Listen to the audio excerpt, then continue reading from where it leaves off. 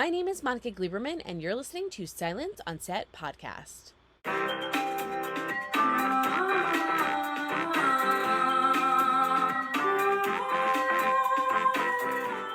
On today's podcast, we're speaking to Madison Lintz. She's known as Sophia in the AMC post-apocalyptic television drama series The Walking Dead, and more recently as Maddie Bosch in Prime Video series Bosch, as well as its revival that was on Amazon's Freevee called Bosch Legacy. So to talk about her career, what she remembers from The Walking Dead, and of course, the latest on Bosch Legacy, here is Madison Lintz. Okay, so I'm so excited because I have the Madison Lintz on here, who I have loved for a very long time, who also makes me feel ancient at the same time. So it's like mixed feelings, but I've loved you forever. So thank you for coming on. Thank you for having me on. Thank you so much. I'm really excited. It's rare that I get to do podcasts, but I've been really into podcasts recently. Ooh, really? So I'm excited to sort of throw my hat in the ring of the podcast universe. I'm so excited to have you on. And I'll be honest with anyone that's listening or watching us, we were talking beforehand, and I could just tell you that I want her to be my best friend for life. And I was like, I can't record because if I do not. I know. I was like, this is honestly good podcast material. So, we're definitely talking about how we had similar upbringings. Yes, very similar. Well, so that's a good way to start. So basically, you know, I was saying how for people that are listening, I don't talk too much about myself because nobody cares about me. They care about you guys, the guests.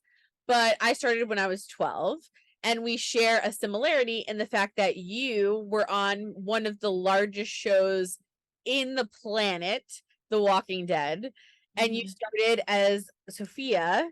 And you were a baby. You were a little baby. You were a kid. So let's start. I know you did a small thing before that. I did my research, so I know that you were in an episode of a show before The Walking Dead. But let's start with The Walking Dead because that was a huge, like, life-altering show. And not only I'm really gonna freak you out here because I remember everything with things that I watch. So not only were you fantastic as a kid on that show, but I do know that you came back on The Talking Dead like years later, and which was super cool. So I want to start off with, how did this happen? So how did The Walking Dead come to you? What age were you? Because this was 2010 or something like that. Yeah. And how did this all happen? How did the magic happen? And how did you become Sophia? Well, I had done some commercial work. So I started when I was 6. So I did like commercials primarily. And then I did one small thing before Walking Dead, but technically The Walking Dead was my first TV show. What it was, to be honest. Nobody knew that it was going to be what it ended up being. The only thing I knew it was a popular comic book series, and I wasn't even into comic books, so I didn't really understand like the gravity of that. But I just auditioned. We had a taping room in my childhood home called the Magic Taping Room. We actually recently just moved out of that house, so I had to say goodbye to the Magic Taping Room last month, which was very sad. I booked every role that I've ever been on in that show. I'm in that room. I'm pretty sure almost every role that I've ever worked on has been booked because of the Magic Taping Room. Did you have a moment? Like, where I had a couple moments. Aww. I grew up. I lived in that house from when I was 3 until I was 18. Aww. So that was very sad. Okay, we won't talk about the magic room. We won't talk about it. We won't get you emotional. We won't get you emotional. Yeah, anyway, we'll skip over that. Moving on from that. Moving on from sad. So, I literally just did one tape. It wasn't even that intense of a audition process, and I sent it in. And but when I did the tape, I went out in my front yard and I like put dirt on my face and stuff. It was fun, you know. It was a small scene. And then my dad told me that I booked it, and it was just sort of like, okay, like a zombie show. Like, I guess there's gonna be like people wearing, like, having zombie makeup. Like, I guess that's gonna be a thing. And we just really had no idea what I was getting into, and you know, the experience was so incredible and so fun. And once the first season came out, then we had kind of a better idea of, you know, what this show was going to be, and you know, I remember watching the first episode and being like so wowed by it, even at 11, I guess is how old I was at the time. So cinematic and beautiful. So I was just so proud and excited to be a part of something like that. Um, Well, it's so crazy because I remember when they gave us screeners for season 1 and it was only 6 episodes. And I don't know if like you'll remember this, but like it was 6 episodes and that was quote season 1. And so that's what they gave us. And I was like, wow, are they testing? Like I'm not sure what the 6th episode was. I never really asked all these years now that I'm thinking about it, and all the interviews of everyone on that show. I've never asked the reasoning behind that, if it was to test it to see how people would react to it. But I watched episodes and I was like sold on that show. I mean, instantly sold on like the whole premise of it. I don't know. I think they used to do that, especially in 2010. Like 6 episodes was not a thing. Yeah, it wasn't a thing at all. Not a, yeah. Like a I don't know. Network. I had no idea what the reason was, but it felt like 6 episodes was perfect. Oh yeah, for sure. It was the first season. But so if you're 11 years old and you get this role, are you like comprehending like what you're doing, or like, yeah, like, so how does this work? So is your mom just going, okay, you have to memorize these lines and you're just saying them over and over again, or like how does this process work? Because I'm assuming you have no idea like what a storyline is and an arc and an A camera, B camera, and I have no idea what's going on. Yeah. So how does this work? So how do you show up and act? Like, are they like moving you? Are they like moving you onto your spot, or like are they and like second unit? The thing is, my mom is an actress. That's how I got into the industry. Okay. My mom's an actress. But she like had taught us a lot of stuff. So I feel like I sort of had a leg up. Like I knew what a mark was. We did like mark practice sort of thing. Like you got to make sure you hit your mark sort of thing. And you just sort of go on set and you don't understand what's going on, but you do know that you like to act. So they're like, you call action, you say your lines. And it was to me then, I just liked what I was doing. And I got to pretend that I was in a zombie apocalypse. And, I got a bunch of really fun, cool actors that I had no idea how prestigious they were. Also, at the time, I was like, my buddies and I are like just doing a show and we're having so much fun. And like, that's just sort of all it was to me. Not that wasn't a lot. Like to me, it was everything, but it really was so simplistic in what it meant to me. It was just like, this is the fun thing that I do in the summer. Like I get to go and they've got free snacks there. And sometimes I don't know where the bathroom is because we're on location. So I have to ask, just whoever passes by. And that's another funny thing that I remember is like, on set there's PAs, and they're the people that you ask for information, like where's Crafty, where's the bathroom, hey, I need this, like can you help me? And so I would ask my mom, I'd be like hey, I really need to go to the bathroom, or like do you know where Crafty is? Like I'm kind of hungry, like what do we do? Or like where are the chairs, like where should I go wait? And she'd always be like, oh well, you got to go ask a PA that. Go ask a PA. Go find a nice PA and ask them. And I'm like, what the hell's a PA? I'm like, how do you know who anybody is on set? So I would just go to usually like, go to the bathroom. I would be like, look for the crazy person wearing a lot of like speakers and like radio things, and those would be the most stressed out person on set, essentially. Yeah, the poor person that's running around like solving all the problems. That's I know, I just had no concept of that. So I'm sure I've gone up to like the showrunner or like one of the producers and been like, where's the bathroom? Like just so not the person to ask, but I just had no idea what was happening. So that's just sort of what was going on. But like looking back on it, and and I mentioned this before, you came back on the Walking Dead. Well, I should say on the Talking Dead. You came years later, which was, first of all, I think I had seen you in other stuff. So I had seen you in like other shows, which we'll talk about. But I know for a lot of people, they were like shocked to see you because you had looked so different. You were so much older. So, what was it like reflecting on it? Because I know that they asked you questions of like, what do you remember? What's some memories? So when you look back on that time, which, of those 8 episodes of like simplistic, I'm just doing what I'm told kind of thing, I'm hanging out with these really cool people. what's like some of the memories that you have from that? And what was it like revisiting that like a decade later when you came back on for The Talking Dead? Well, it's kind of tough, and the reason that I went on The Talking Dead is because my brother was on the show, both of them actually. So that's how I got on The Talking Dead. He was originally Matthew was just the only one supposed to be on, but then they heard that I was also in town, so they were like, "Does she want to come on for a segment?" So I was super excited about that. That was my first talk show. I blacked out the whole time because it was so nerve wracking. I mean, it was really fun and cool, but it was also like terrifying.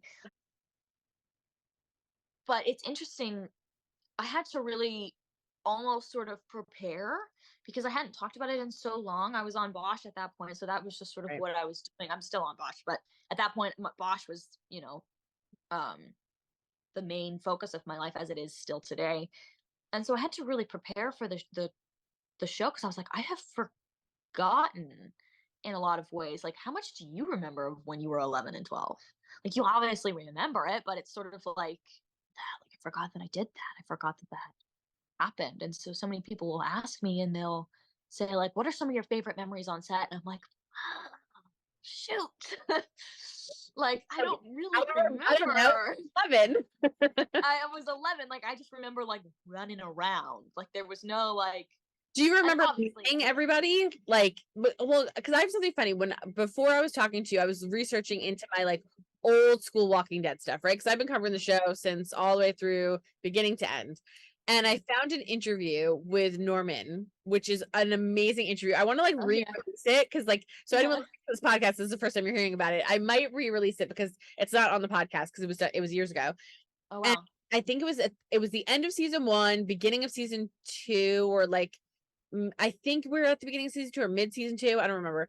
And he was talking about how nervous he was because he wasn't like in the comic. So he's like, I have no idea how long I'm going to be on this show. And like, it's just such a funny interview to listen to because like we just really didn't, like you're saying, we really didn't know. Like we had no idea what was going to happen. Season 1, I think, had just aired or like was airing. And like press, we always get things early. So it's just really funny to hear him talk about it and just really just not know. Like, and Mhm. I don't even know if I'm going to be on the rest of the season, let alone, 50 years later or whatever. Well, Like, that sort of became the trend even so, when the show was like so insanely popular. Like, if you're on the show, and that's one of the things I told Matthew, my brother, and Maxon. mhm. Um, I was like, you do not take a single episode for granted because you will probably die at some point on this show. Like, Yeah. you're not gonna be on this show forever. That's just not how the show. It's called The Walking Dead. You're gonna die. Yeah. Like enjoy So every minute of it. But yeah, enjoy every minute. do you remember meeting them, or like do you remember your death scene? Like what is like the thing that like sticks out to you the most other than I like don't remember craft meeting services? them. I don't remember Having meeting fun. anybody, but I remember my first day on set for sure. I remember a lot of it, but Mhm. it's definitely it feels like a 12-year-old memory. Like, Right. it's been 12 years since it happened, so it's That's sort of right. like, yeah, I remember this. But there's always times where somebody will ask me a question and I'll be like, I forgot about this. I remember this happened. Um, so I remember loving, working with all of them, like Norman and Steven and Sarah Wayne Callies and Lori Holden and Emma Bell. I actually recently saw Lori Holden and Emma Bell at a convention that I went to a couple of weeks ago. Like, I remember being so like, and Melissa, of course, we actually knew Melissa. She used to be a casting director in Atlanta, so I knew her. I had been in her casting office many times, so I was like, at least I know somebody here. Because it was my first TV show, so I definitely remember being nervous. I feel Mhm. like just excited and happy to be there. It's this group of people, and of course I was young, so I had no idea like the caliber of actors that I was working with. But I remember still admiring them so greatly and feeling so honored to be able to just be in their presence Mhm. and doing what I wanted to do when I grew up. Yeah. So that's like the strongest memory, is being able to watch them and have scenes with them and maybe have a line or two with them and be like I love that I get to have this scene, and like they're so talented and I want to be that way. And I remember hanging out with Chandler a lot too. Honestly, those are my two main memories. Is Chandler and I would just like play cards because they call you to set and they say, oh, we'll need you at the end of the day, and then sometimes they don't need you, so you just sit around for 9 hours. So most of my memories was just kind of hanging out, waiting. playing cards, you know, running around set, going to crafty. So I do have a ton of memories, but a lot of it's starting to not fade a little bit, but like, you know what I mean? You're just sort of like, there's just, Yeah, it well, feels like you're getting older, so like, I'm yeah. getting older. It was a So long you time remember ago. it, but it's like you were a kid, so it was like freedom. You had fun, you got to run around, you got to Yeah. play, you got to do what you wanted to do, and you Yeah. just happened to be on one of the largest shows in the world. So it's like, you know, like who would have thought? But Yeah. and I didn't know that. I knew that Melissa had done casting, but I didn't know that you knew her ahead of time. So that's Yeah. really cool for someone to play, like, you know, someone so close to you on a show, and you knew her. So that must have been like at least for like maybe your parents, like somewhat comforting to know No, that it was comforting to you me too. there. I knew her well. My mom, I remember my mom saying, "Do you know who Melissa is? We go see her." When I would go to do auditions, we would just go see Melissa, and I had also no idea of the concept of like casting or what an audition is. I would just go do them sometimes. Go see my friend Melissa, the casting director. I had no idea that that was like, I don't know. You know what I mean. But she was like, Yeah. "We're gonna go see Melissa. Melissa's playing your mom on the show," and I was like, "Love Melissa. This is great." I know, that's so crazy. Like, what a small world. Yeah. Well, I mean, I lived in Atlanta, so you know, I was auditioning in that market for years before I, you know, landed Right. the show.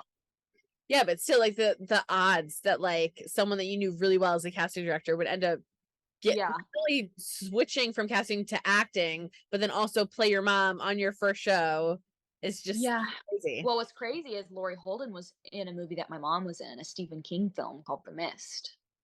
So was Jeffrey DeMunn Yes. and a couple of other people on set, I want to say. So it was like a reunion for them too, which was very interesting. Very small world. By the way, The Mist, great film, FYI. I know. I've only Such seen a the good first movie. part of it and the last part of it because those are the parts that my mom's in. That's a true good daughter. Yeah. When But that movie came out, we begged her to let us watch it. Um, and so we just wanted to see it so bad because we wanted to see her in a movie and it was in theaters. And so Mhm. my dad took us, and I don't know how the hell he got us in because it was rated R. Um, and we were like 12. No, I was younger. I was probably like 8, and Matthew was 6.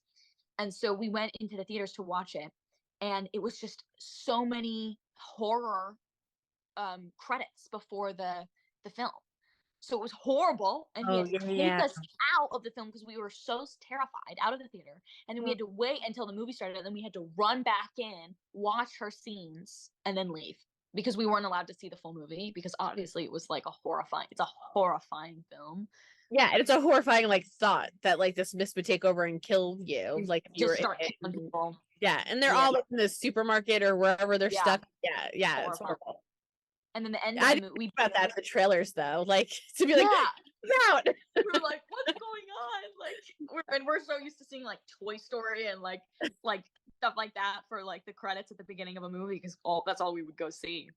And then like a year or two later, we begged my mom to let us watch the end of the movie because we knew she had a scene at the end of the movie where she's strung up in webs, and is dead. Mhm. Begged her and we begged her and we begged her. And I just wanted to see it for like my own, you know, acting resources purposes. I don't know why. That's what I wanted. I was a little apprehensive because I didn't want to see her like that, but I was like, I need to see this for the craft, you see. And I was also interested, like curious, like morbidly curious. And my brother was the one who was like, "No, I want to see it. I want to see you. It's gonna be so cool. Like I want to watch it." And so my mom was like, "Okay, fine, fine. Please stop begging. I will let you watch it, but you have to promise. You have to promise you will not cry or be upset." And I was like, "Okay, like, okay, I think I can do this. Okay, I'll be okay." And Matthew was like, "Yeah, yeah, yeah, I want to see it. It's fine. Obviously, mom, I'm not gonna cry." And so she shows us it, and I'm like, "Whoa, that was so cool." And all of a sudden, I look over at Matthew, and he just bursts into tears. Mhm. And he runs upstairs to his room like crying, and I was like, "Oh my gosh, And that's you just went, such a." "Yep, mom will never do that again." I know, she was literally like, "Oh my god," Oh, that's so instant cute. regret. You guys are like, it's so interesting to me, you know, when a family are full of actors. Like, so how does this happen? I've spoken to a couple of families that are like this. Like the Olsons, there's like a million of them, or like, Yeah. you know, there's so many that like have multiple, like, you know, Dakota Fanning and then her sister, and you start like hearing stories, and I'm like, how does this happen? So both of your parents are actors, or is just your mom an actor? Just my mom. My dad is not an actor by any means. Okay, so They're your mom's an actor, and Uh, then how did all of you end up getting into it? Like you and your brothers. So I think my mom had to take my brother and I, Matthew and I, we're 2 years apart. So he was 4 and I was 6. She had to take us on set one day. She was doing a commercial, and there was other kids on set. And so I think we were both like, wait, I didn't know if you could do this. Like, I didn't know kids got to do this. We have to do it. And so that's sort of how it started. I remember asking my mom. I remember being like, I want to do this. I want to be an actress. Like, how do I do it? And so the rules sort of became, when we were kids, my mom would be like, okay, you can do this, but if I pay to get you guys headshots, you got to commit for at least 2 years. And then at the end of the 2 years, we can revisit and see if you want to keep doing it, if you like it. And if you want to recommit, we'll pay, because you have to get headshots every 2 years when you're a kid because you grow so fast. To pay for more headshots, and you got to commit for another 2 years. And so that was just sort of the agreement that we had. And so it started out just Matthew and I. And my sister wanted nothing to do with it until she was about 13 or 14. And then she took her stab at it and loved musical theater and stuff like that, and also had a pretty good film and television run until she was about 18. And it just ended up, she moved out to LA, and it just was not for her anymore. She really didn't enjoy her time out here. And so she moved home and went to law school, and she's actually studying for the bar right now. So that was sort of the path that she took. And then Maxon was sort of our youngest brother, Maxon. He was just sort of born into it. Like, we were just sort of like, this is what we do, and you got to do it too. And so he did it until he was about maybe 12 or 13, and it just ended up not being for him also. And now he's going to college with an athletic scholarship in golf. So that's sort of his niche, his vibe. It's like the most talented family ever. So that leaves two of you. So you and your brother. Yeah, and we're both still doing it. And your well, mom. My mom is still doing it, but she's kind of picky about what she auditions for now. She's not so into it. She's been writing, and she actually just finished her first screenplay, which is very exciting. Yeah, so she went to writing school at the beginning of, or she started last fall. And so she did a year course and finished her first ever screenplay, which is really, really, really incredible. An incredible film based on a true story. I don't know how much I'm allowed to say about it, so that's all I'm gonna say. We won't be in trouble. Yeah, I know. But that's awesome. Like, Madison. So that's all I'll say. Cool. So the two of you are, so basically she got a 50-50. So two of you stayed in, two left, and did amazing things. I mean, that's amazing, studying for the bar, and then athletic scholarship for golf. And then and your mom is getting to choose her own stuff and what she wants to do, which is amazing. Before we jump back to you though, I'm kind of curious, do you have a favorite film that your mom did? Is there one that you were like, oh, I really liked this, or a project? Oh yeah, she did this film years ago called Kermit Swamp Years. She got to work with Kermit the Frog. Need I say more? You're like, done, mic drop. So that's your all work with favorite. Literally Kermit the Frog. Yeah, that's awesome. The best one. How could you top that? I mean, it's pretty much hard. Almost impossible to top. I mean, the best. Like, you don't know what to say. The best. Yeah, you just throw the towel in at that point. You'll never top Kermit. Kermit Swamp Year. And when she did that, I think it was like the original Kermit, wasn't it? Like at the time, like it was the original OG. I think when she did that one. So it was Kermit for sure. Yeah, and what's really funny about that is there was other puppets in it, and the puppets would have to stand in while the cameramen lined up the shots, and the puppeteers would like still have their puppets like active and would like make them yawn sometimes and stuff. That's so cool. That's so cute. Yeah. Well, yeah, that's so cool. So it's very interesting. So you had very interesting kind of like growing up experience, and your mom's done a ton of stuff, and now look at you. So we circle back to the Walking Dead fame, and then you obviously you get killed, which happened to you, and then I'm talking to your brother, I think, at some point soon, and unfortunately happened to your brother. I will say I don't know who do you think's death, by the way, I couldn't decide, was more horrific off Walking Dead, yours or your brother's? Because I feel like they were pretty bad. I was leaning a little towards your brother, I'm not gonna lie, because I feel like his was a little more because like it's really messed up. To be with the stick. I don't know. I can't decide. It's hard. You both had really good death. I don't know though, because I think Matthew's character was an adult, or maybe 16 or 17, so he was still a child. But I was 12. So yours got lost in the we woods. could say, yeah. So we could say like yours was maybe more traumatizing, but watching his was like a little more. Yeah, because it was horrible. But because I was trying, it was funny because before I talked to you, I'm like, I know I'm talking to both of them, and I was like, which one was like worse? And I really couldn't like pick one out that was the worst death because they were both so awful.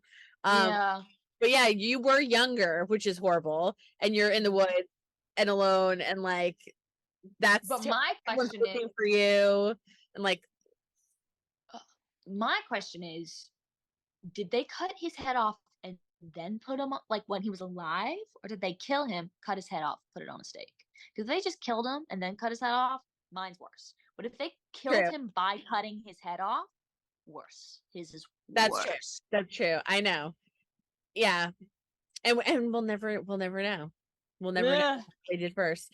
Yeah, I think visually, because you were young and the way they shot it, visually it was so upsetting because I think you were one of the first to die on the show. It was like super upsetting to see like a little girl. You weren't like the first person to die on the show, but like, you know what I mean? Like what out of the cast to see a little girl like die was awful. And it was like you were missing and everyone was looking for you. It was just horrible. But your brother, like, again, a head on a stick, and it's like moving and looks like him.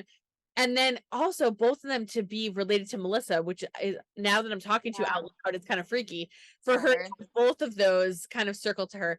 But I was like slightly scarred when they came up and they saw there were a ton of sticks and like his head was on one. And so, yeah, they were both pretty scarring. And it's kind of weird that Melissa was surrounded by both of them. I don't know if that was a weird coincidence or not, but it's very poetic that they did might be the Lintz family. You guys can't get away from Melissa in some way. But so since The Walking Dead, you have done so many things. So I was like, let me go over what I've seen her in. You have done, so I wrote down a couple of things because I was like, I cannot forget to mention them. After, and you played young Anna. You're so cute in that movie. You were so good. You were in Nashville, which was a huge hit for like years before it ended.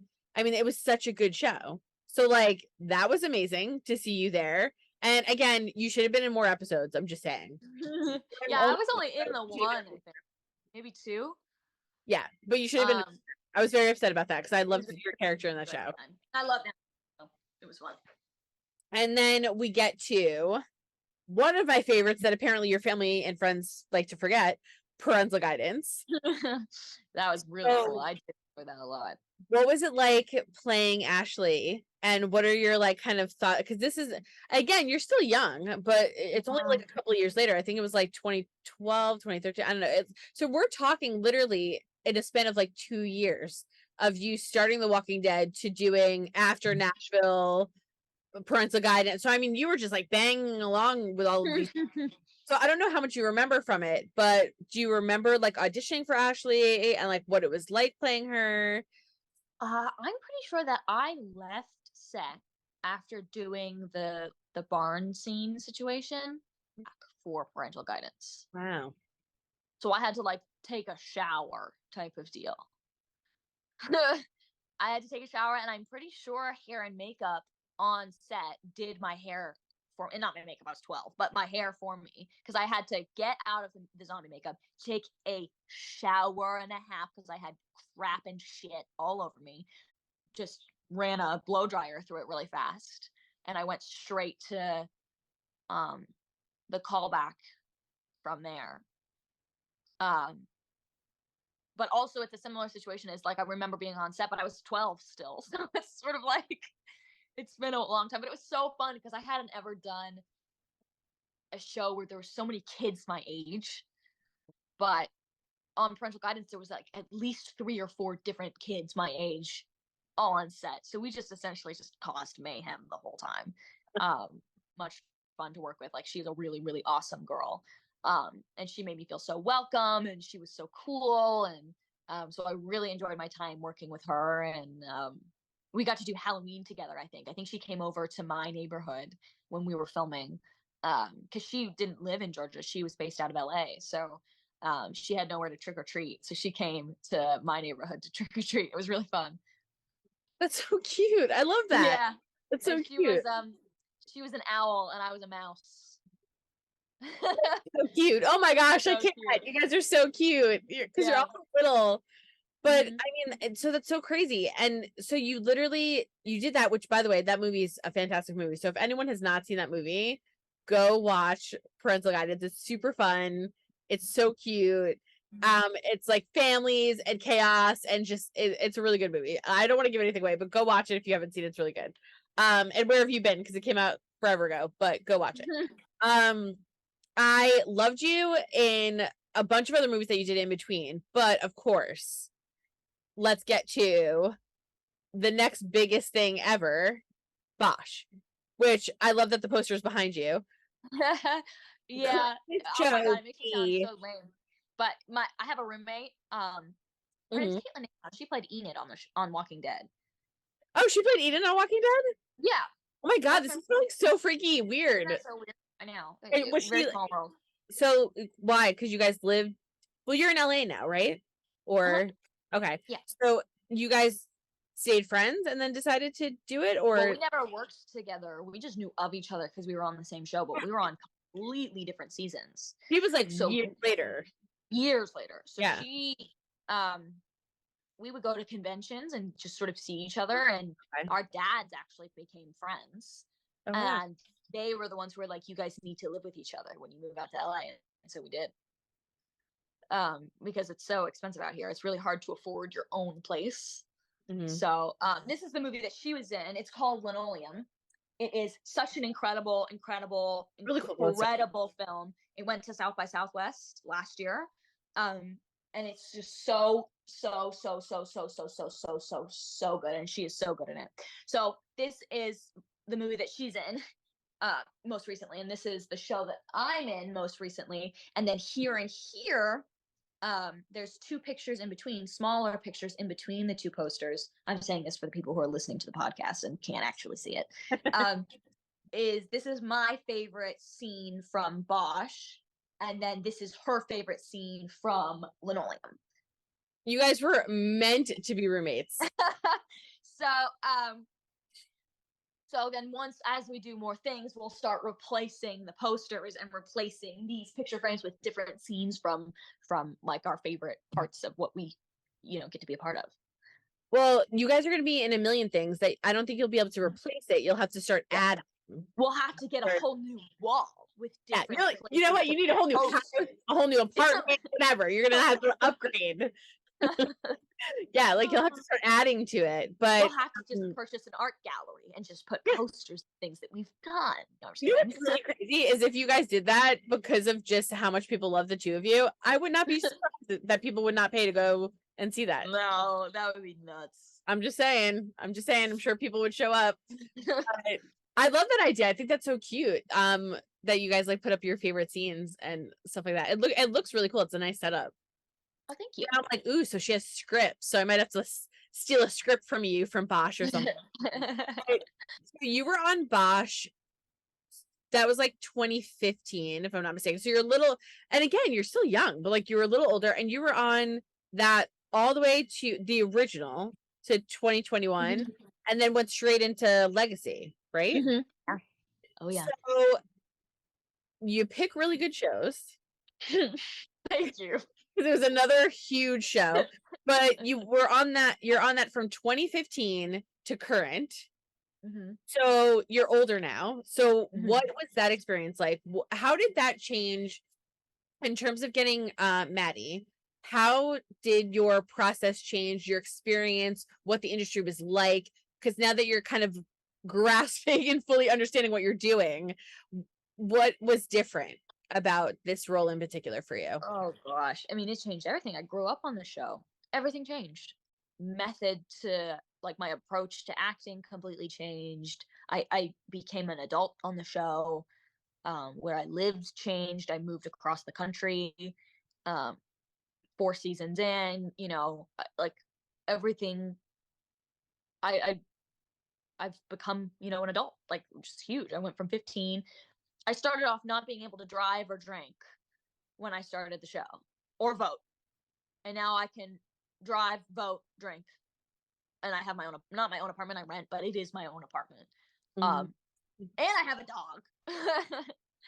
So everything changed. It changed everything. It's been, the greatest honor of my life. And I hope I get to do another 10 years.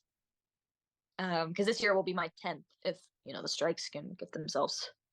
I Once know the strike, if everything yeah, can kind of get organized, hopefully, fingers yeah. crossed. Once we get everything sorted, then yes, Yes, it will be once easier. everything's sorted, hopefully. Yeah. But what was it like in terms of like your point of view? Because for earlier stuff, it's hard to remember, right? You're a kid, you're having fun, there's Mhm. freedom. And then unfortunately, when you get older, you sort of lose that, right? Because you start getting into your Mhm. head, you're reading scripts, you have to start prepping. So how did you Mhm. change as an actor the most, you think, from something like The Walking Dead to, if I was to skip everything in between and you just compared the two, Walking Dead to Bosch, Mm. you have an age difference and all that stuff, but just in terms of your act as an actor preparing, what changed between the two the most? Well, I mean, it changed every season in Bosch, but season one, I was just really nervous. I just remember being so nervous every single scene. Because now I understand the caliber of actors that I'm working with, and that Mhm. can do a lot. that can really change the way that you feel. You realize you're working with this big timer, and you're like, oh my god, like what am I doing? What am I doing here? My first scene ever was just over the phone. So I was able to do it from Atlanta. So I just called in on my mom's phone in my mom's bedroom, and I remember just pacing back and forth, and I had to say like probably 6 or 7 lines. Um, but I just remember being so nervous just to do a phone call. They didn't even have coverage on me. It was just my voice. That's definitely what changed. And nerves are definitely something that I've had to work through as an actor. I think everybody has to, and sort of figure out, how to not let it affect you. So now I have a much better relationship with nervousness. Um, you know, I sort of tell myself like, okay, I can feel this nervousness. I'm allowed to feel nervous, but I'm not going to let it dictate how I do this scene. And as uncomfortable as this feeling is, if I didn't feel this nervous, I would be questioning how much I actually cared about what I was doing. So the nervousness is sort of just a sign that like, okay, I'm doing the right thing. Like this freaks me out, and that's actually good, because you should do things that scare you sometimes. And I would start to wonder if acting didn't scare me anymore, like what would be the point of doing it, you know? Um, and I transitioned from a child actor only being allowed to work 9.5 hours on set to an adult actor who can work 12, 13, 14, 15, 16 hours on set. Um, and that's a huge adjustment, huge, insane. Like you have to sort of really level up really fast, because when you're under 18, you're playing a child, you're a kid. They give you, the content that a child does every day, and then when you become an adult, you have to start dealing with adult content, and you have to start doing adult acting, which is really really hard. um so I was lucky to be able to get into a class when I turned 18. I mean, I had never really been in acting class because my mom coached me my whole life. Mhm. So there was a time when I was about 16 or 17 when I sort of started to realize, like, okay, I've learned, I think, all that I can learn from her. Like, I need to start expanding my horizons here. Like, but I don't really know how to do that. I've never really gone to acting class. Like, that's not something that I'm used to doing. And I was lucky enough to find through Chandler Riggs, um, an acting class that I'm still in today. Um, and his name is William James. He doesn't have a website. He's very word of mouth, but it's the William Corson James Acting Institute. And Caitlin's in it. My boyfriend's in it. It's, such an incredible group of people to be a part of. It's just really, really, he's a really, really great coach, and he has a really great group of actors, and um, yeah, they're just awesome. And so I credit a lot of my, development as an actress to William and Jen, because I don't think I would be where I am today without them. They challenge me so much as an artist, in a way that I'm so honored to be a part of. So that's another thing that, changed from Walking Dead to Bosch, is like when I was a kid, I just sort of said the lines and I had my own little method that I did, and I'm still proud of the work that I did, and I definitely was very serious about my craft then. But as you get older, you have to start really, really pushing yourself if you want to see any sort of development as an artist, which can be quite uncomfortable. So that's another difference from the two shows.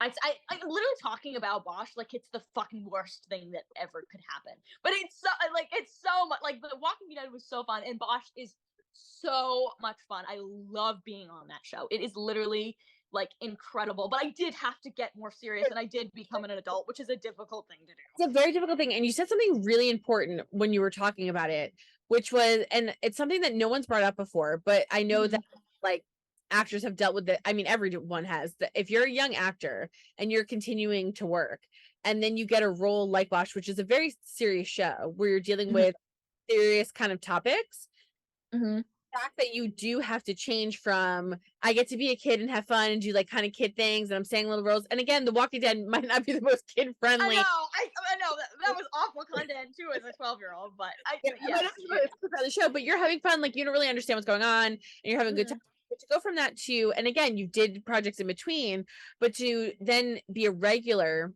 on Bosch where you're doing adult themes, it'd be very difficult to like, and you kind of like, and you brought this up, and a lot of young actors have kind of mentioned that transition is very hard because really difficult.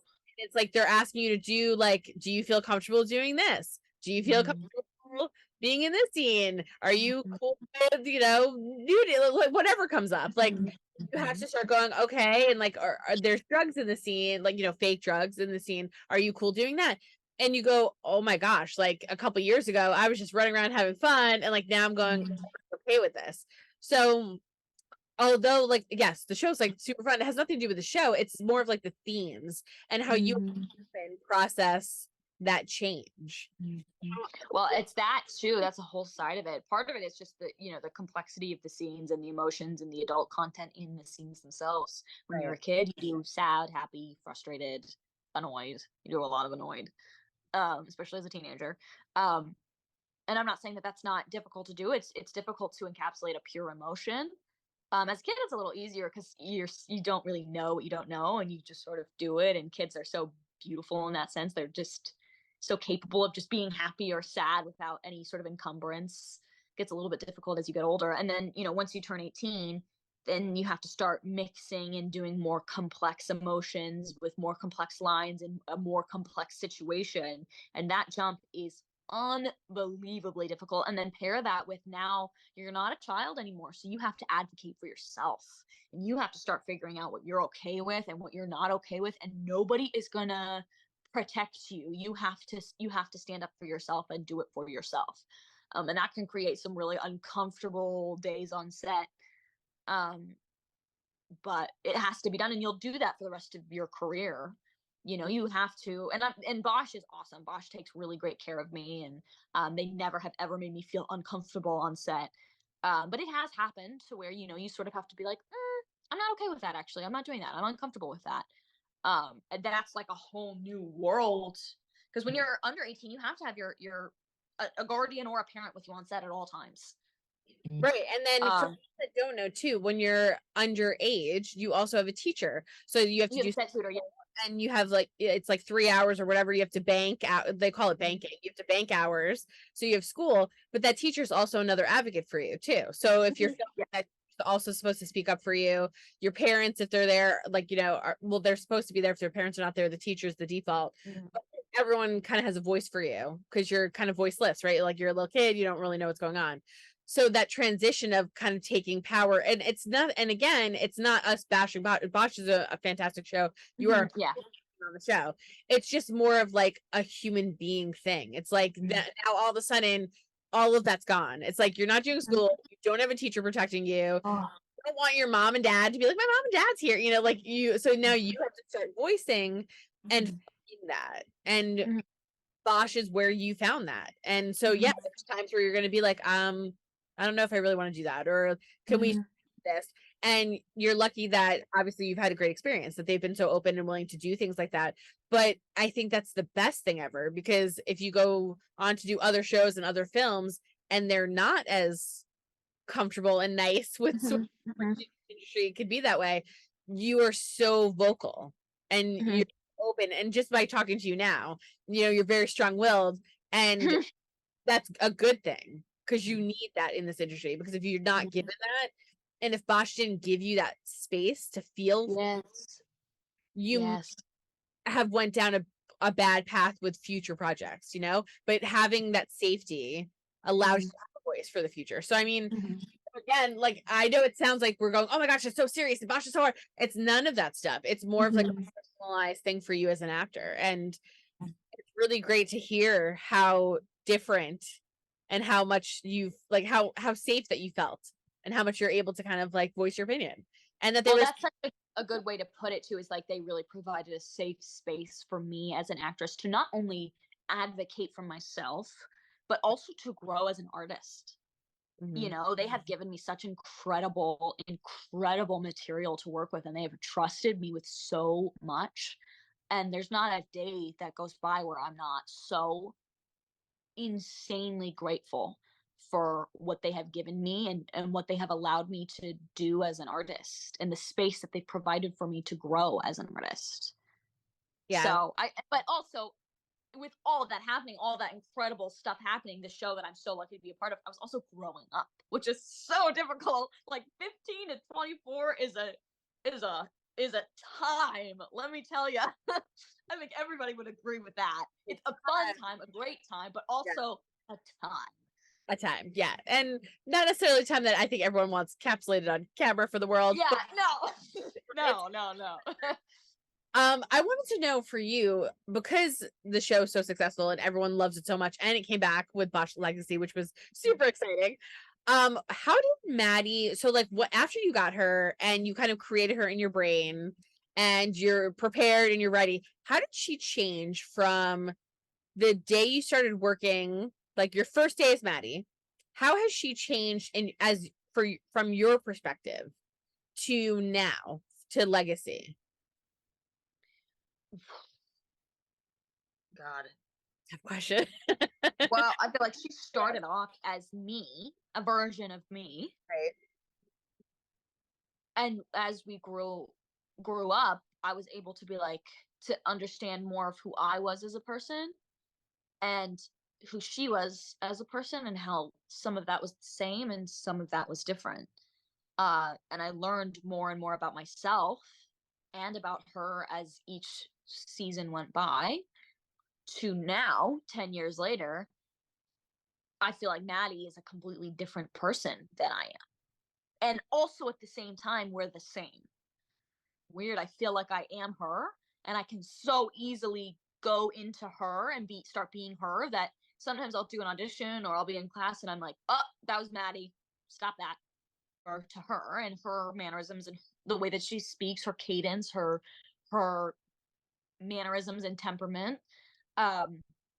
She will always be a part of me, just because I've had the unbelievable blessing of being able to curate and create her for 10 years. Maddie, the two Maddies. It would be very interesting, because I always think this in my head. I'm like, should I say this or should I not? But I don't think she would like me. Like, I think she would like me. Like, it was like, maybe if she got to know me, she would like me. But like, She would think cool enough, like, because she's so cool. No. It would be, she would think that I would think that about her. Gotcha. That makes sense, because I'm like an actress. Cool. Like, you know, the way that I dress is so different from how she dresses, and she would see what I do as so, like, you know, doesn't really matter, inconsequential, and I would see her and be like, oh my god, she's actually making like a difference in this world, she's so cool. Yeah. And we would sort of have the same like feeling about each other, but I don't think we could ever be friends because of how different our lives were. Yeah. Well, I always feel like if I was to meet like Maddie from Bosch, I feel like it's super cool. And like you're such a loser. Like to me, like your job's so lame. Like who cares? Like I'm doing all this amazing stuff. And with all the stuff that she's been through, I would be like, I don't know if we can connect on that. Like I haven't had to go through half that shit. So like I know she's had such a rough time, but I don't think that she's inherently judgmental of other people. I don't want to say that. I don't think that that's how she is. But I just think it's one of those things where when someone's like really cool and they dress cool and they talk cool and they do all these cool things, you can't help but be like insecure. Like I would probably be insecure and be like, yeah, she's not gonna like me. I don't know. And then like meet her, probably I would win her over, I feel like. But I would win her over. But I would be like nervous because I do think that she's like very cool and has and again, she's been through a lot of shit. So I mean it's just someone that would be a great friend, like once you became friends, because you could really go through and talk about things. And she's been through so much that you could literally be like, I had this happen. And she's like, I got you, girl. I've been through this. I can help you out. So I feel like she's kind of been through the ringer, on the show. I think to amend, I think at first we would be turned off by each other, like immediately wary, just because of how different our lives are, like the different paths that we chose to take. But if by some way we ended up having a conversation or were forced to be in the same room together, we would start to realize like, oh, you and I are the same in a lot of ways. Like I understand so much of who she is. And I think she would see the same thing in me. I don't know if that makes sense. No, it makes sense. It makes sense. Absolutely. But at first I feel like she'd be like, who the hell is this bitch? Well, that's what I was saying. Like I would be very insecure because I feel like she's so, but I do think I would wear her down. I would definitely wear her down. Like her and be like, and she'd be like, oh my god. And once she's worn down, I feel like she is like the best friend anybody could have. Like the most loyal, most dedicated friend anybody could have. And like I said, she's been through everything. So it's like she's the one you would go to. Like you'd be like, I need help. And she would have the answers for all of it. So yeah, for sure. So she would definitely be your friend. And yes, you guys we would be. We just have I think I would be violently intimidated by her at first, but that's fine. I could get super clear that the two of us are both crazy, that we would just like have to wear her down and then she would just be stuck with us. So we would just wear her down and then she would be like, all right, you guys. It's okay. It's totally fine. We're gonna be friends. You're fine. You're fine. Well, so what can you tell me, speaking of Maddie and Bosch and how much the show is crazy, but in such a great way, and there's so much that has gone on. I can't even go over the decade. We would be here forever. But we have more coming, right? Like, so we're in a precarious situation because obviously for people listening, I know this is not a huge shocker if you've been listening to the podcast, there's a little thing called the writer's strike going on. So we're in temporary pause as to new episodes of stuff being written and a possible SAG strike, which I'm hoping doesn't happen. I'm keeping my fingers crossed because I know they might push their, as of right now is today, if you're listening to this is coming out later, so we'll know by then, by the time you're listening, but it's June 29th. So they might extend the contract to July 7th and hopefully they'll work everything out. And I heard about I heard that they already extended it to the 4th. Oh, did you? Yeah, I heard they're aiming for the 7th, but I feel like that's a good sign. I hope that means like they're getting somewhere and everyone's happy, hopefully. But the downside, which listen, everyone deserves what they deserve. The writers deserve what they deserve, the actors deserve. So like I'm all pro union. The of that is that we love all these shows, we love all of you guys, and it hurts us because we don't get to see you guys. For Bosch, we're in a purgatory. We're in like the middle of it was supposed to come out, or parts were supposed to, and we're waiting, and I don't know what we're gonna see next. So what can you kind of tell us, or how much do you know about what we're gonna see in terms of Maddie when everything's kind of back together, when we're all pulled back together and the unions are all back and everything's good? So, yeah, with the strikes and everything, it's a trying time for everybody. I don't want to say that it's not. It's really difficult for actors to not work for an extended period of time. It's difficult, probably even more so, definitely even more so for writers to not work for an extended period of time. Um, but it all is for the greater good, and the writers especially deserve, better pay and better conditions. And so, if we've got to sit around and wait for it, then it's worth it in the end. And the potential actor strike is really stressful and scary, and you feel so inconvenienced by it. But if you really look at the bigger picture, it's so that when you come back, you're in a better situation than you would have been without the strike.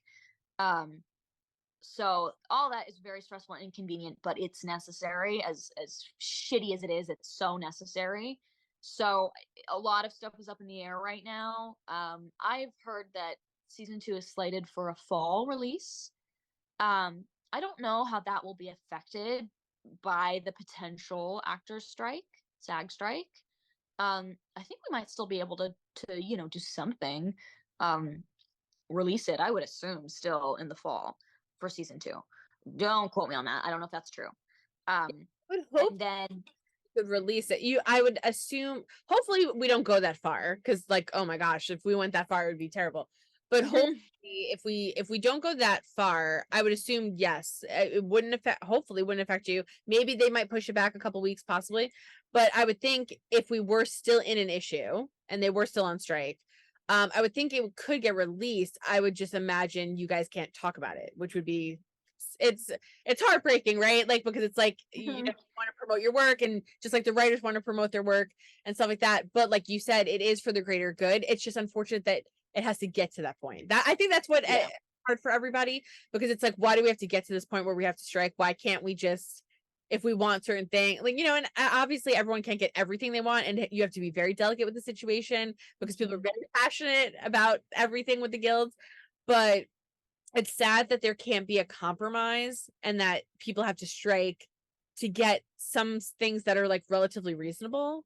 So, so that's what's so nerve-wracking, and I can understand that, like being super stressed out about all of that stuff. But hopefully it doesn't go much. I'm hoping it doesn't go much longer. I hope SAG doesn't have to strike at all. And things kind of get worked out. But that's what I was hearing, is like possibly actors wouldn't be able to like promote their stuff, which is, that makes sense. If we're on strike, press is part of the job. I mean, it's not a paid part of the job, but usually it's written somewhere, somehow, in some format in the contract you sign. Yeah, well, you have to be available for press in some capacity. Things that they like kind of like make you guys do.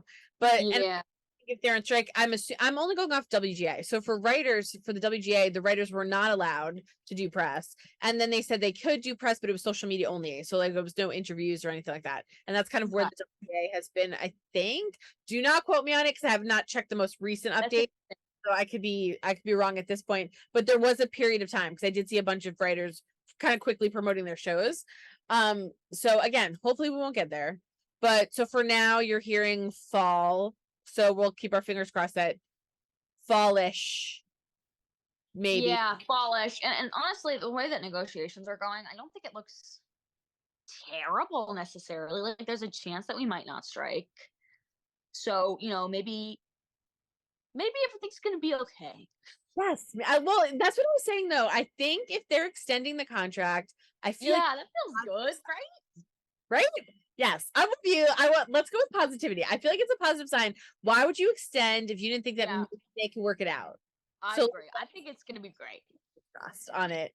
But okay, so Bosch is planning to return fallish, winterish, sometime. It's coming back. The point is it's coming back. Is there anything to tease about it, or not? You can't say anything.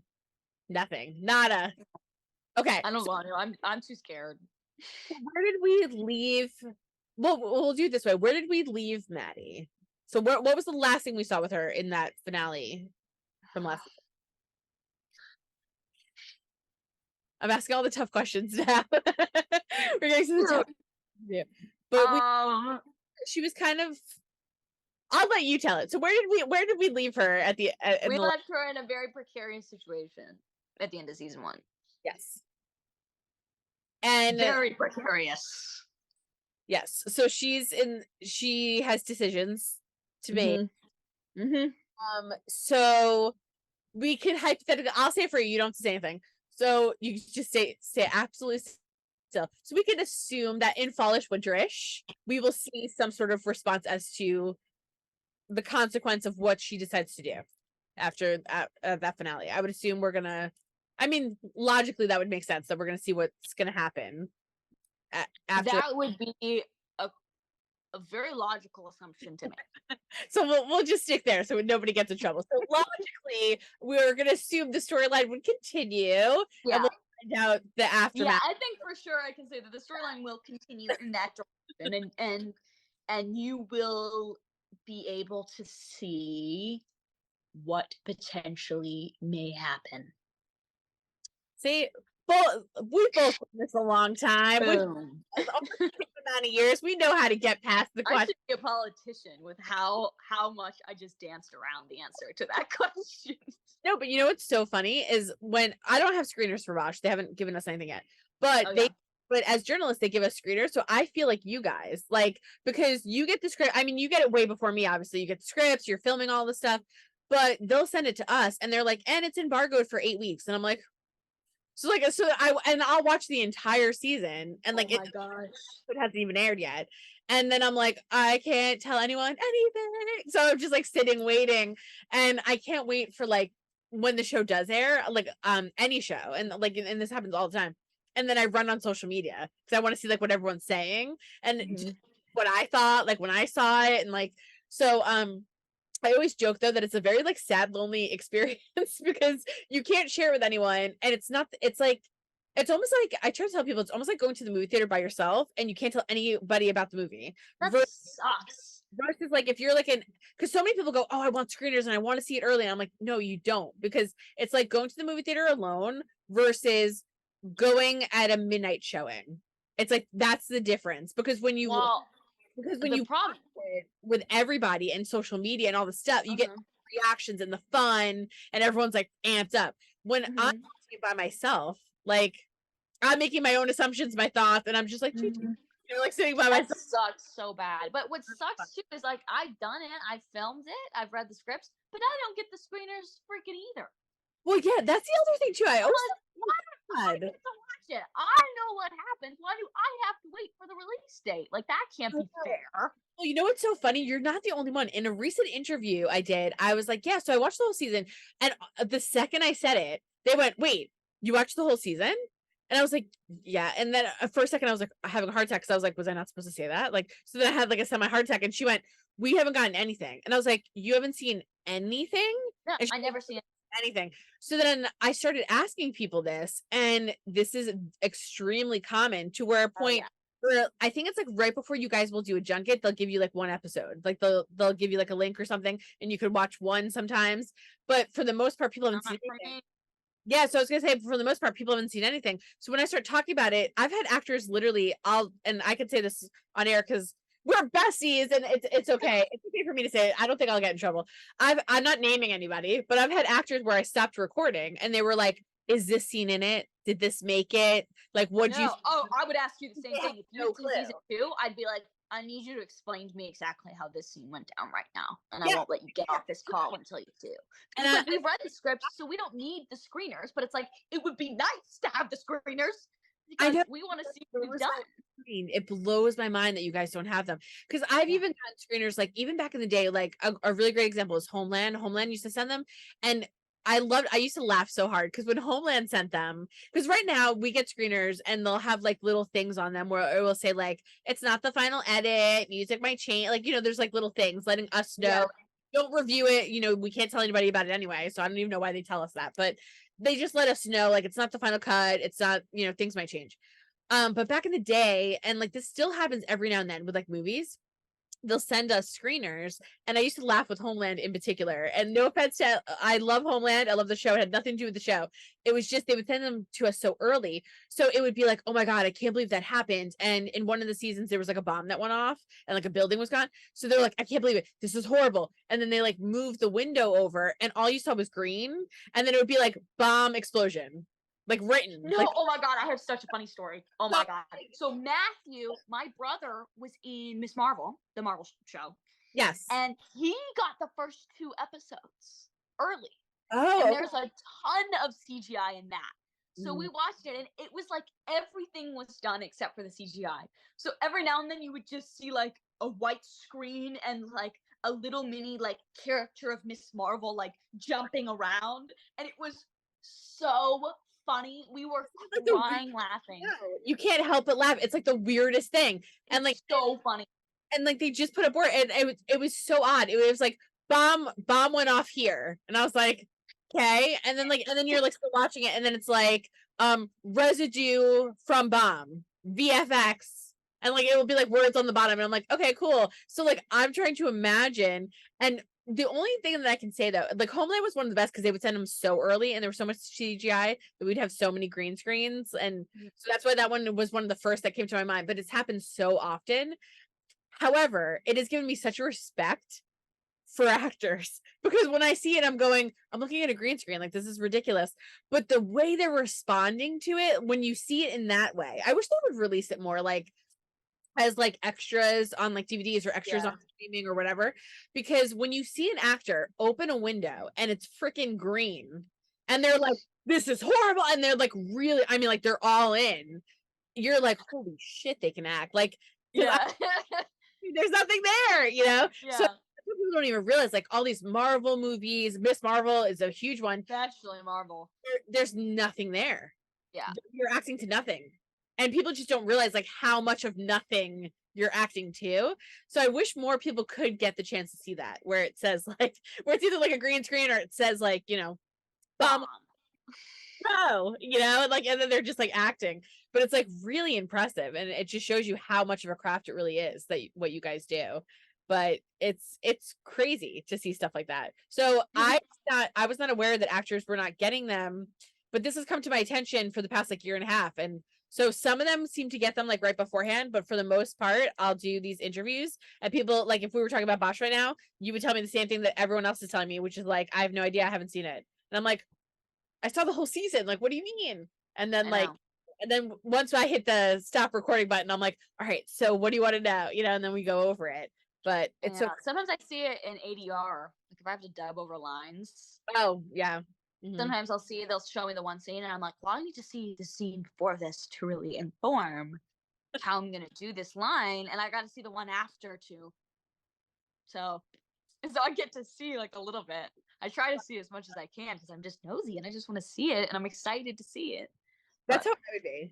Like if I came over your house, a script, like I said, I wasn't kidding, a script or two might go missing, because I like even old scripts, because like I love all that stuff, because I'm so like an actor and like how they do things, and I love reading scripts, and then I love watching the episode and seeing things change, or like I just love all of that kind of stuff. So yeah, I'd probably steal from your house. I'm just telling you now.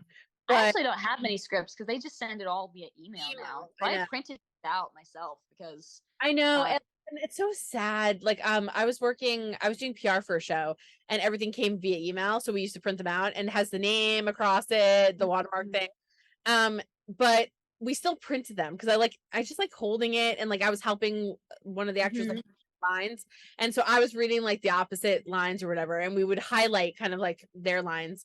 But I miss the old days. Like you're too young, but I miss the old days when they used to mail that. Like you used to have to sign for it, and like they would mail it to your house, and then open it, like sign for it and open it up, and it would come, and it was like really fancy, and it had that hard cover on it, and like be all cool. Like now it's like you just print it like from your house, and you know, and then you're not supposed to like give it to anyone and let anybody see it, and it has like your. When I was younger, like when I first started the show, so 10 years ago, they would give me hard copies. Like I would come in, and there would be an envelope in my trailer with the new episode, because I also didn't really have an email at that point.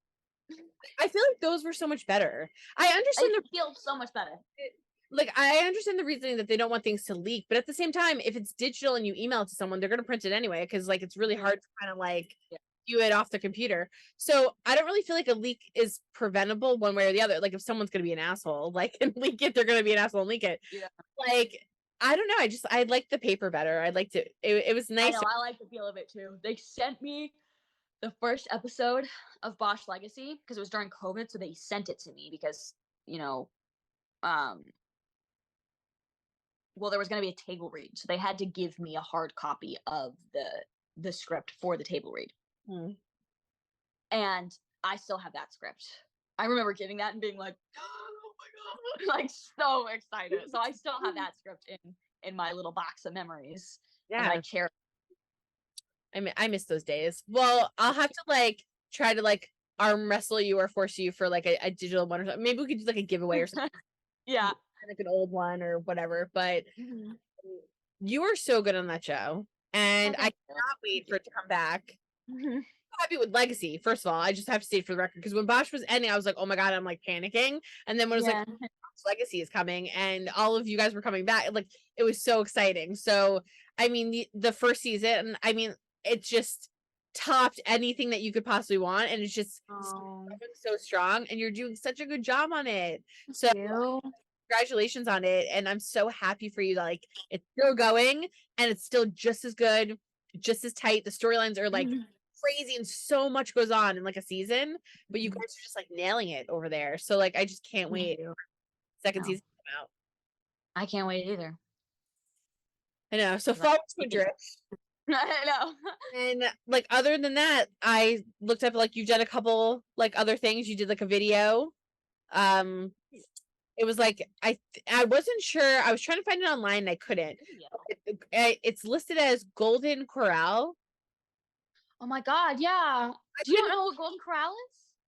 Well, no. So it was Golden Corral, steak and butterfly shrimp talking. And I not know what Golden Corral is? Well, I know Golden Corral, but I couldn't find your your thing. It was a commercial. I did like I thought you didn't know what Golden Corral was, and I was like, oh my god. No, I've been to Golden Corral. I couldn't find yours though. Like I was like looking it up and trying to find it. I can't find it either. I did a ton of commercials. I did a Royal Caribbean commercial. I did a Golden Corral commercial. Like there's so many ones that I have forgotten. The Golden Corral was recent, wasn't it? No, is it on my IMDb? Yeah, I think on IMDb it was like it was when I looked it up. It was like it came out this year. It was like it had something like that. What? Unless they look into that because if they use like my voice for my likeness, they owe me money. But I don't know. Weird stuff have been showing up on my IMDb lately. I don't really know why. And I don't really know how to fix that. It's always updated weird, and then you can't remove. Again, yeah, I filed a claim because somebody posted something on my IMDb like I had done some sort of like role in a movie and I hadn't done it. So I was like, this is not accurate. Yeah, like so for anyone listening, obviously everyone uses IMDb when you look up like an actor or whatever. The problem is that when they're in a movie or TV show production, whatever, the production usually is the one that pulls you in and will put the credit. So like if you were, so for example, if Madison was in Titanic, the production of Titanic would pull her in. So on IMDb, it would say she's in Titanic and they would credit her. And it's usually a production. Sometimes it's a studio, but it's not her. Like Madison doesn't go in, usually put it in. It like they will pull it in. So because of that, there's so many mistakes all the time. And then there's also people that will type like the wrong name in just accidentally. They don't mean to attach to you. And like, you can't just like delete it. So you have to like a little thing with them and it goes in red and like you have to like try to I filed it like twice and nobody's done anything about it. So I guess for my but yeah, it had your video and it said like I think it's in 2023 when I looked it up and I was like, did she do like a real video? Yeah, I did do a Golden Corral. I tried to find it and I was like, I couldn't find it, so I was like, this has to be wrong. It has to be old. Dude, but look at that. See if I can do anything about that. It's a amazing place. If there's not anyone near me, but it's really good when you're on a road trip. Golden Corral. We used to go to Golden Corral every Sunday after church. Really? There's nothing like post-church Golden Corral. There's nothing by me. Like, but I would hit it up on like road trips. Like that would be super fun. Like you would see like Golden Corral's great. Yeah, it was awesome. But yeah, so I saw like other than that, the only other thing I saw, which could not be true, maybe not. I wrote question marks next to both, so I wasn't sure. Was Look Both Ways. that you were on that, and it had that as 2022, and I was like, I don't know if she did that recently, because I feel like think Bosch, I was in that either. No, I wasn't in that. yeah, that's what I There's thought. two weird things on my IMDb now, and I'm like, oh my god, that's so Yeah, weird. see, I'm glad, because I put 2 question marks next to both of those, because I was like, no, I think Bosch is like her most recent thing. So Yeah. my 2 question marks, which is why I didn't mention them. But yeah, so just so you know. So yeah, you could go on there and try to delete them or do whatever with them. But Mhm. to circle back, you were so good, like I said, on that show, and I'm so happy, and I can't wait for it to come out. So while all of this kind of stuff is going on, to kind of wrap up, because we will talk forever. I think we I would know. Gosh. like 8 hours. I told you before we started we were going to be BFFs. Because I could just tell, like, we have very similar like mentalities. We've both been doing this for a Yeah. really long time. Yeah. So definitely relatable. So what are you up to? So what are you doing? Because while we have this writer strike going on, while Bosch is kind of like in, like I said, purgatory for right now, what are you kind of up to in the meanwhile while you're kind of waiting? Well, I mean, nothing is really going on. We're kind of going crazy because nothing's been going on for so long. So we've just been, I've been hanging out with friends, hanging out with my dog, working out. I pole dance, so I'll go pole dancing. Um, and then tomorrow, my boyfriend and I are going on a road trip, and we're gonna drive to Montana, Whitefish, Montana. So we're gonna drive. It's gonna take us 3 days to get there, and then we're gonna stay for a week, and then we're gonna drive 3 days back. So that is gonna be really fun because we're stopping in Idaho, and we're stopping in Utah, and we're stopping in Wyoming, and then on the way back, we're gonna stop in Wyoming again, and then in Colorado to visit friends. And then I don't know exactly what our third stop will be on the way back. We haven't really gone that far, but we love road trips. And he has a little dog, and I have a little dog. And so it's just really fun to travel with them because we get to stop every couple of hours, and they get to just run all around, and they love it. And then we're gonna go to Montana, so it's like dog heaven. So it's gonna be really, really fun, and we're really excited. So that's essentially all that's going on. My friends and I mean, besides class, my friends and I do like a scene study thing where sometimes we'll put up like self tapes, like auditions and stuff, and sort of bounce ideas around, which is fun. We're essentially just trying to stay sane is what's happening right now. Yeah, which I completely understand. But the road trip sounds amazing. Montana is beautiful. I'm so excited. Beautiful. You're gonna love it. It's gorgeous. How much do you like your boyfriend? Because that's a long time to be in a car together. I know. We did a cross country road trip during COVID. We drove from Florida to California because we didn't want to fly. So we drove, and it was really fun. We stopped in New Orleans, and then I got 3 auditions on the drive from New Orleans. We were going to go to Dallas. So we drove for 3 hours, and then we stopped in Baton Rouge and did 3 auditions. That's the best. Okay. In a hotel room, which is like, that's how to test any relationship, do 3 self tapes in a hotel room. Like, that's how you test a relationship. And so then we drove from there to Dallas. And was he reading off camera? So you're doing. Well, we read off camera for each other all the time, but like doing 3 in a row is like a special kind of test because it's hard enough to do 1, but 3, it was insane. So then we drove from Baton Rouge to Dallas and visited friends, and then Dallas to Colorado, and we stayed in Colorado for like 3 days because we loved Colorado. And then Colorado, we went from Colorado to what is that? Where's the Grand Canyon? What is the town called where the Grand Canyon is? Oh my gosh, you're killing me. Flagstaff. Yes, I was gonna say it's in Nevada. I'm sorry. You know where I stayed in the did you guys stay there overnight? Oh no, we went to Moab, Utah, and then we went to Flagstaff, and we did stay there overnight, and they have really great restaurants. The cabins that were there, like the little where it looks like cabins. They're like hotels. They have like a motel-y hotel that looks like little cabins that are like off the. And I did the Appalachian Trail. That's what I did. I did the Blue Trail. Oh, that's so I did awesome. that, and then I stayed in the cabin. And when I woke up, they have like a building for like food that's like in the middle of nowhere. And when you have to walk, when I woke up, there were all these deer that were like just there, and I was like, oh my god! And I took photos. It was beautiful. And then at dinner, it was gorgeous.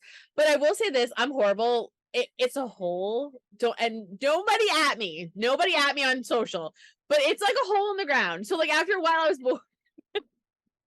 I know. Oh my god! At me online and be like, it's gorgeous But I was there for like, you can't go for like a bunch of days. I mean, so we were there for a day and a half. I think No. a day and a half No, was we went for the morning. see We that's went, saw the hole, got on the road. well, that's my point. Like, I think like some people stay for like a week, and I'm like, but it's a hole. Like, I mean, it's gorgeous. Oh my god! But there's all sorts of things to do in the hole. You can hike in the hole. You can canoe in the hole. You Yeah, can mountain bike in the hole. yeah, I'm good with all that. I walked around it. The trail. I did too. I'm not going down there. I've seen one too many episodes of I Shouldn't Be Alive. Yeah. You won't ever catch me in that hole. No, that was a hell no. They were like, it's like 400. It was ridiculously priced, and they were like, we can take donkeys down. And I was like, I'm good. No. Why would I pay $400 to go to a hole? I'm not doing that. So I did the trail, but you know what though? I highly recommend the Appalachian Trail because as you're doing it, it's if I'm not mistaken, it's the same. It's the blue one. All these like pull-offs, and there's buildings, and everyone you go into is different, and it's so much history and like and like all original stuff, and like I just felt so like connected and was like supporting local artists, and like it was just amazing. So that was the whole trip, like just doing that whole thing, and it wasn't that long, like walking it. Like I'm not a huge like let's go walk around. Like I'm not one of those people. It was probably like 2 hours or so, like maybe a little longer. That's not bad. But the stops, like and not adding in the stops, it was about 2 hours just if you were to just walk it and come back. But the stops were amazing. And to just see all of the stuff that was being made there, like was so cool. So that's what I mean. Like it's a whole, it's nice, it's pretty, but the extra stuff it's nice, it's really fun. But a day and a half was enough. Like, and it was cold. It was very cold. So I brought it was chilly. I remember. I brought a coat like for that, which was weird because it was like summer, and as we got closer, there was like there was snow on the mountains, and I was going, is it cold there? And so yeah, we had coats on and stuff, but but it was fun, it was gorgeous, so nobody had me. I love it, it was beautiful. I'm just saying I would go for like a day and a half. That's a good amount of time to go there. So, I just pissed off somebody that loves it there. I know, someone's gonna be like, the Grand Canyon is one of the best things in the US. It's not a hole. Yeah, I'm never gonna listen to you again because you totally hated on one of the nicest places. But it's pretty. But yeah, I love the trail. But that's good. So you guys, to get me out of trouble here. So you guys survived COVID, so you'll be fine. And we survived COVID, and we survived an 8-day road trip. 8-day road trip, COVID, 8 days. Another road trip, and he's an actor. Yes, I don't he is. I don't know if he's like a famous actor, and like I'm asking questions, but so he's an actor. And so does he also do like self tapes and all like the whole spiel too? Oh yeah. He does, honestly, sometimes more than I do, because he does a lot of commercial auditions. So he has a taping room in his apartment, and when it's not a writer's strike, we spend a lot of time in there. Like taping over and over again. Has he like TV shows or anything? Yeah, he just finished a Lifetime movie, which is really cool. Called Are My Friends Killers. So that came out, I guess, maybe in November of last year, I think. What was it called? Are My Friends Killers. It's a Lifetime movie. I saw it. You saw it? Yes, I cover a lot of Lifetime stuff. I saw it. Who'd he play? So, he's really tall and blonde. He played the leader of like the cult society thing in the college. That's my friend. Oh my god, he's in that. Wait, what'd you say? He's like creepy in that. I know. He's so creepy. Does he naturally have blonde hair like that, or did they dye it? Oh, he has blonde hair. Wow, he's blonde like blonde hair. Yeah, he's that movie like scarred me. Looking man. Yes, he's a very good looking man, but you're gorgeous, so I mean that makes sense. But thank you. Yes, he scared me in that film, so you can tell him. Of course, I saw it, and I can't wait to tell him. That's so exciting. I was scarred from that movie because, like, I cover a lot of Lifetime. I actually just covered something recently with Lifetime. Lifetime's really upped its game. Like, the talent, the quality that they've been putting behind a lot of their films, and they've gotten some huge names on there, big actors. So, like, I've been covering a lot of Lifetime stuff. And they sent that to me, and then I watched it, and I was like, I remember watching it and going like, this guy's like super creepy, and this horrible like situation that's happening to these people, and I like, it was just horrible. Like, it was It's a great movie. Like I highly recommend watching it 'cause it's really interesting and so crazy. But yes, your boyfriend scared the shit out of me. Like it was scary. So he did a fantastic job in that movie. So you got to tell him that yes, I watched it, loved it. He was fantastic in it. Oh my god, Oh, that's so exciting. I'm so excited to tell him that. that's so crazy. Has he done anything else, or he's just auditioning and? Yeah, he's just auditioning. He does a lot of commercial work. And he did a short a couple of months ago that turned out really nicely. Well, I haven't seen it, but I heard about it and it sounds really, really good. And I can't wait to see, if it shows up anywhere. But yeah, just the audition grind, like most actors, like I do when I'm not working on Bosch. The audition grind. Wow, that's so crazy. That's so funny. Because I was like, I don't like ever look into like relationship. I'm not that kind of journalist. I don't care. Yeah. So you were like, I was like, I don't know. He could be the most famous person. Like I have no clue. So I was like, yes. What has he done? But it's just so funny that I happened to see that. So yes, tell him that he scared the shit out of me. He did an amazing job in that film. Oh, that's awesome. Oh my gosh. Good. And I hope he does another Lifetime thing because I feel like a lot of I times know. family, he should do another one. He was so good in that movie. We would love to. Yeah, he should. I think so too. I'll have to manifest that out. We'll put that into the universe. Putting that into the universe right now. Like Lifetime panel like 2 days ago, so we'll have to put that out. That's cool. He has to like do something else with it. But yeah, he was great. So tell him. But to come back to you, I'm not surprised that you're with a fantastic guy. You are beautiful and an amazing person. Oh, thank you. And I just think you're one of the best actresses. I love all the stuff you've done. Thank you. And I feel super old when I talk to you, but it's okay. Because I'm like, oh my god, I remember like getting the screener of her. Like I'm fucking old. But you on Bosch, I mean, it's unbelievable how much you have just like grown as an actor and the stuff. I just can't wait for it to come back. And I appreciate you coming on. And I'll be talking. Thank you so much. And he's up to now. He's gonna have pressure when I see him because I'm gonna be like, Madison kind of killed it. So I gotta live up to that podcast. I know. We'll see how he does. Yeah, he's gonna have to live up. Matthew's great. He's so awesome. So he's so fun to talk to. Oh, perfect timing. He started barking right at the end. Right at the end, a little puppy. Well, I want to thank you so much for coming on. I think you're amazing. Thank you. And like I said, we're besties now. I'm family, but I'm so happy for you. And hopefully everything will just come together like it should, and we'll be seeing you fallish, winterish. Fallish, winterish. Yes, that's the plan. Come back. Well, thank you for coming on. And when it comes back on, we'll have to talk again. Yes, absolutely. I would love that. Okay, well, have a great rest of the day. Thank you so much for joining me. Thank you. Hope you enjoyed listening to Madison Lintz talk about what it was like growing up as an actor, being on The Walking Dead, working with some of those amazing legends, and of course, being on Bosch and coming back for Bosch Legacy. If you're interested in catching the show, Bosch is available on Prime Video, and Bosch Legacy is currently available on Amazon Freevee, so make sure you head over there to check it out. And don't forget to hit the subscribe button so you're updated on all of our latest podcasts, and head over to our YouTube channel, hit subscribe so you're updated on all of our video content, including video versions of these interviews.